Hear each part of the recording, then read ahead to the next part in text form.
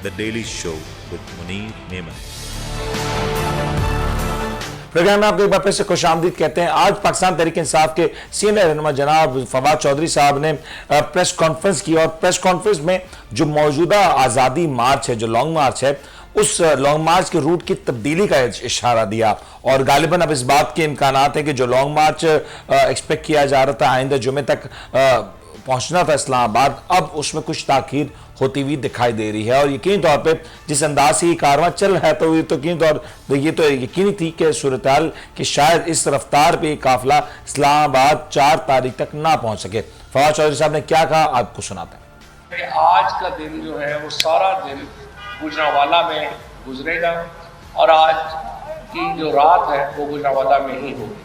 कल 2 नवंबर को ये जो शुरू होगा, ये जो पिंडी बाईपास वहाँ से कल ये शुरू होगा सुबह, फिर रावाली जाएगा और फिर गखड़ के ऊपर इख्तिताम पजीर होगा। इसी तरीके से जो 3 नवंबर है उसमें फिर हम वजीराबाद पहुँचेंगे, GTS चौक गुजरात पहुँचेंगे और फिर गुजरात में चौधरी परवेज़ इलाही साहब के पास जो है वो क़याम होगा, उनके घर पे मोनस इलाही साहब के पास, और फिर हम जुमे को लाला मूसा पहुँचेंगे।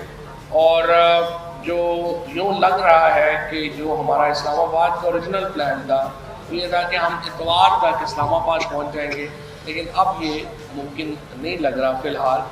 और हमने अभी सियालकोट का जो अपना हमारा जाने का था वो भी कैंसिल किया है। सियालकोट से दरख्वास्त की है कि आप भी आगे आ जाएँ, क्योंकि अगर आप सियालकोट जाएँ तो फिर कम से कम 15 दिन लगेंगे। तो आपने तकरीर सुनी फवाद चौधरी साहब की।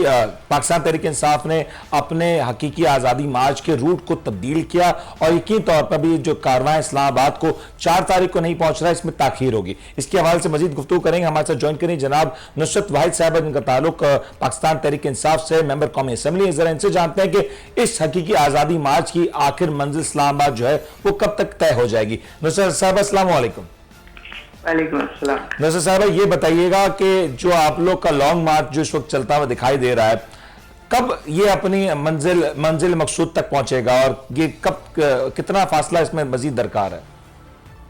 बहुत शुक्रिया अपने प्रोग्राम में इनवाइट करने का। आपको देखें जो सिचुएशन है वो तो कुछ इस तरह की हो गई है कि लोग पैदल चल रहे हैं और लाहौर से शुरू हुए हैं पैदल चलने, और इतनी हैरत होती है लोगों को देख के कि जिसमें बूढ़े बूढ़े लोग और मतलब माजूर लोग, मतलब किस किस तरह के लोग हैं जो सब चले ही जा रहे हैं और कहते हैं हमें थकन ही नहीं हो रही, हम तो एक मिशन पे जा रहे हैं, हम तो जहाज पे जा रहे हैं, हम इस फासिल सुबह से निजात दिलाना चाहते हैं पाकिस्तान को।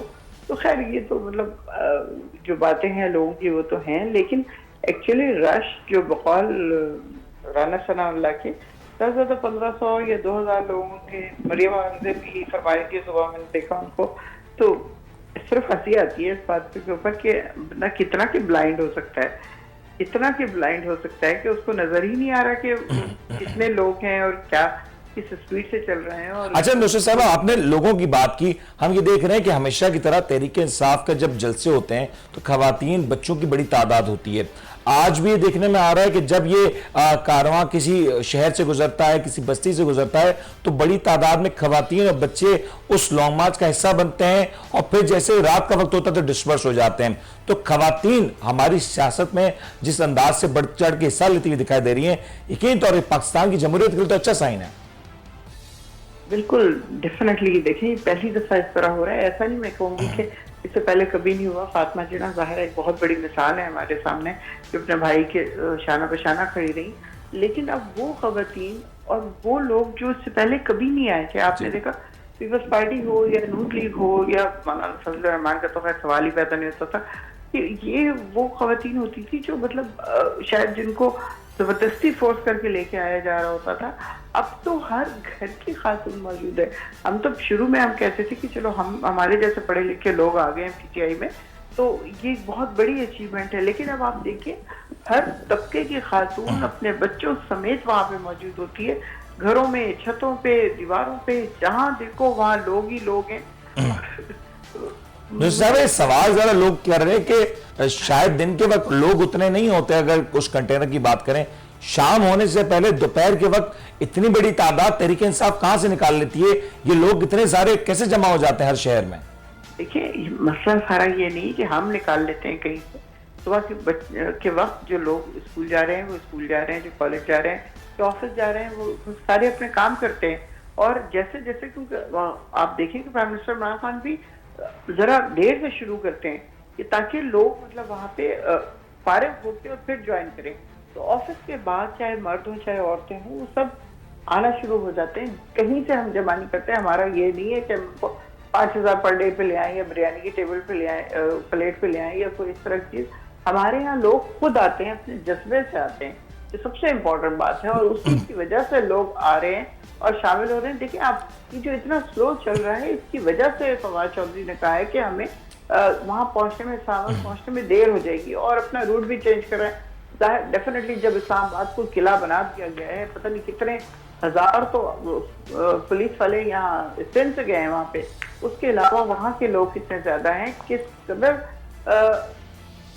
तो पर मतलब वो आप ये समझ लें कि सिर्फ तोपों की कमी रह गई होगी, बाकी तो तमाम चीजें। तो नसर साहब ये बताएं ना कि जो रूट की तब्दीली और रफ्तार की सुस्ती, क्या ये इसका एक इम्कान ये भी हो सकता है कि बैकडोर रवाबित जारी हैं, कुछ मामलात हैं जो तय होने हैं, जो तय किए जा रहे हैं, जिनके हवाले से कोशिशें की जा रही हैं, इस तरह के मामलात भी हैं कुछ?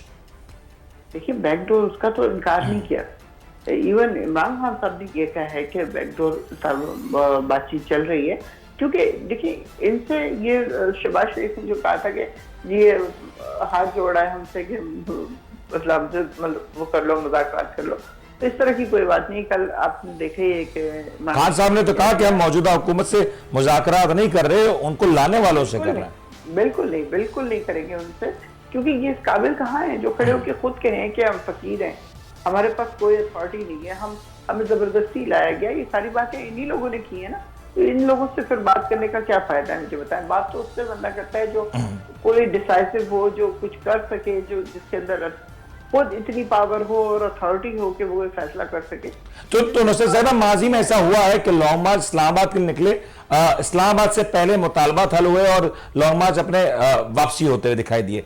इस बार भी इस बात का कोई इम्कान है कि ये लॉन्ग मार्च इस्लामाबाद पहुंचने से पहले सूरत हाल कुछ काबू में आ जाए, जो मुतालबात हैं उस पर कुछ जो डेडलॉक बरकरार है वो टूटता हुआ दिखाई दे और कुछ मामला आगे की तरफ बढ़े और लॉन्ग मार्च हमें यहाँ पे इख्तिताम पजीर होता हुआ दिखाई दे इस्लामाबाद से पहले? बिल्कुल ऐसा ही होगा इंशाल्लाह कि इस्लामाबाद पहुंचने से पहले ये जो इनकी मिशन है तकरीबकारी की, वो उससे पहले ही काम हो जाए और तकरीबकारी ना हो सके, लोगों को नुकसान ना पहुंचे, उनके जानों को नुकसान ना पहुंचे, उनके प्रॉपर्टीज को नुकसान ना पहुंचे। जो इस्लामाबाद में रहते हैं जाहिर है उनको भी खतरा होगा। अभी बल्कि थोड़ी देर पहले किसी जर्नलिस्ट ने मुझे मैसेज भेजा था कि खान साहब को चाहिए कि वो ऐलान कर दें कि वो इस्लामाबाद के लोग 7 या 8 तारीख को निकल जाएं वहाँ से, क्योंकि जो इन्होंने मुहिम शुरू की हुई है तकरीबकारी की, वो पता नहीं क्या से क्या शक्ल इख्तियार कर ले। आपका मतलब वहां पे जो आंसू गैस और शेलिंग की बात करें आप? जी, आप देखें ना, सिर्फ आंसू गैस शेलिंग नहीं है, बल्कि बहुत इनोवेटिव जो नई चीजें हैं उनको भी इन्होंने उसमें शामिल कर लिया है। और पता नहीं क्या इनका प्लान है। ये तो जाहिर है जब मॉडल टाउन के 14 लोगों के कातिल हैं, इनको तो कोई फर्क ही नहीं पड़ता, जितना मर्जी लोगों को मार दो या मर जाए, वो तो कीड़े मकोड़े हैं ही। इन लोगों ने तो कभी इंसान समझा ही नहीं। अगर इंसान समझा होता तो गालिबन ये वजह हो सकती है कि आपके साबका साथी फैसल वाडा साहब भी कह रहे हैं कि मार्च खूनी मार्च हो सकता है वो आप लोग की तरफ इशारा ना कर रहे हो, दूसरी जानिब इशारा कर रहे हो। देखिए, इशारा तो दूसरी जानिब भी है, लेकिन वो इस तरीके से लोगों को डराने की कोशिश कर रहे हैं कि they should not be included in that whatever हजूम जो है लोगों का, और जो भी चीज है उसमें लोग शामिल ना हो। लेकिन आपने देखा किस तरह लोगों ने उसको रिफ्यूज किया कि अगले दिन ही जो हजूम था वो इतना बड़ा था, जब मैं गफीर बल्कि उससे कहना चाहिए कि वो उससे बढ़ता ही जा रहा है, रोज के रोज वो उससे बढ़ता ही जा रहा है। तो अल्हम्दुलिल्लाह हमें किसी किस्म का स्ट्रेटजी, देखिए मुसलमान होने के नाते और एक ऐसी हुकूमत के खिलाफ जो कि असल में हमारी हुकूमत नहीं है, जो इम्पोर्टेड है, जिसको इम्पोर्ट किया गया है किसी मुल्क से, कि वो आके जो पाकिस्तान में रहा सहा कुछ रह गया है, जो इन्होंने लूटने से जोड़ा हुआ था, वो आके लूटो और उसके बाद इतना कर्ज पाकिस्तान के ऊपर चढ़ जाए, इतना कर्ज पाकिस्तान के ऊपर चढ़ जाए कि अमेरिका आके बड़े आराम से टाल के कि ओहो आप लोगों को तो मैं कर्ज उतारूंगा, वो पैसे देगा आपको और उसके बदले आपका एटॉमिक एनर्जी प्लांट ले जाएगा और फिर उसके बाद आप देखिए क्या हशर होता है, इधर से इंडिया उधर से इसराइल और हम यूक्रेन की दूसरी सूरत में होंगे। तो इंशाल्लाह ये वाली नौबत नहीं आएगी, इससे पहले ही हालात बदल जाएंगे। निश्चित साहब, आपने हालात की बात की, 5वां दिन आज है लॉन्ग मार्च का, अभी तक एक हादसा हुआ, मोहतरमा जो रिपोर्टर थी सदफ साहिबा, उनकी शहादत हुई। इसके अलावा हमने देखा कि उमूमी तौर पे अमन अमान की जो सूरत हाल थी वो बरकरार रही। खुदा न खास्ता अगर ये काफिला इस्लामाबाद पहुंचे और वहां पर अगर कुछ बदअमनी के वाकयात होंगे तो कौन जिम्मेदार होगा? क्योंकि अगर 5 दिन में सूरत हाल काबू में रही और इसके बाद अगर खुदा न खास्ता सूरत हाल कशीदा हो जाती है तो फिर इसका जिम्मेदार कौन होगा? उसकी जिम्मेदार हुकूमत होगी, डेफिनेटली हुकूमत होगी, क्योंकि हुकूमत ही इस तरह की हरकतें करेगी। हमारे तो एक रिकॉर्ड है, आप देखें कितने बड़े बड़े 50 से 60 जलसे किए हैं प्राइम मिनिस्टर इमरान खान ने भी पिछले दिनों। फिर हमारा उससे पहले धरना था, वो 126 दिन का दुनिया का रिकॉर्ड है, वो कभी कुछ नहीं हुआ। लोग पीसफुली आते थे और फिर चले जाते थे, फिर अगले दिन आते थे, फिर चले जाते थे। तो ये हम लोगों के अंदर ना हमारी कोई ऐसी विंग है, ना हमारे पास कोई डंडा बरदार फौज है, ना हमारे पास कोई इस तरह की चीज है। जो टाइगर फोर्स की प्राइम मिनिस्टर इमरान खान बात करते हैं वो इंतहाई पीसफुल, सिर्फ नजर रखने के लिए उन्होंने कहा था कि इलेक्शन होगा तो आप नजर रखें क्या बेईमानी तो नहीं हो रही या कोई और भी चीज है, तो आप साथ साथ रहेंगे। खवातीन का खास तौर पर ख्याल रखा जाए, बच्चों का ख्याल रखा जाए कि उनको किसी तरह की हरासमेंट ना हो, उनको कोई तकलीफ ना पहुंच रही हो, कोई इस तरह की चीज ना हो। सिवाय पीसफुल मिशन के हम लोगों का कोई और दूसरा नहीं होता। और मैं समझती हूँ कि इनको, हुकूमत को भी इसका ख्याल रखना चाहिए। आखिरी ख्याल क्या होता हुआ दिखाई दे रहा है? आज असद उमर साहब ने एक बड़ा इंटरेस्टिंग बयान दिया कि इस्लामाबाद तो आ ही नहीं रहे, वो तो इस्लामाबाद से पहले पिंडी की गलियों में घूमेंगे और फिर इस्लामाबाद का रुख करने का सोचेंगे। तो उमूमी तौर पे अब क्या होता हुआ दिखाई दे रहा है? एक डेडलॉक है और एक डेडलॉक बरकरार रहा तो फिर ये लॉन्ग मार्च कहां तक दिखाई देता है? क्या ये मजीद एहतजाज में तब्दील होगा? इसका अगला फेज क्या हो सकता है? देखिए, अगर पिंडी तक आ गए तो उसके बाद फिर कोई और ऑप्शन नहीं रहेगी हुकूमत के सामने कि वो उसको एक्सेप्ट करे। पिंडी तक तो आपकी हुकूमत है ना, पिंडी तक तो आपके मामला भी हैं, तो आप पहुंच जाएंगे पिंडी तक। हुकूमत तो है, लेकिन आप देखें कि इतने लोग, इतने लाखों लोग पहुंचेंगे तो फिर आप सोचेंगे क्या सिचुएशन होगी।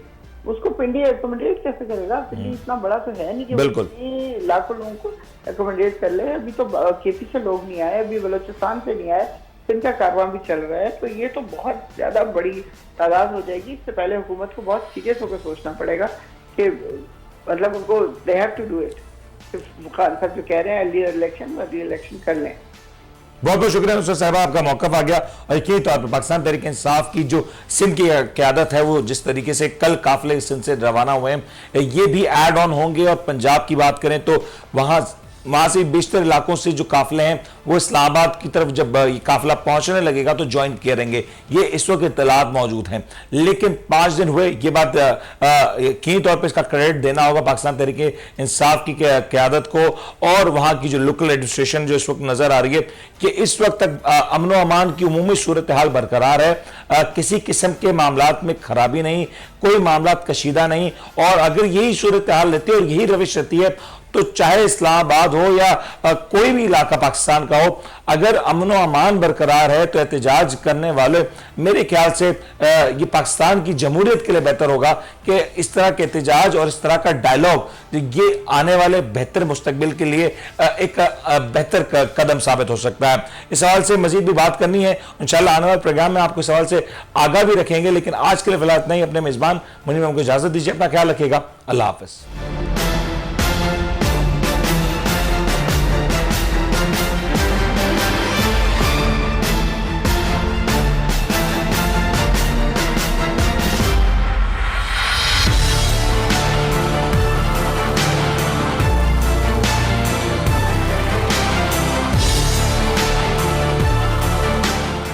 आप देख रहे हैं the daily show with Munir Memon.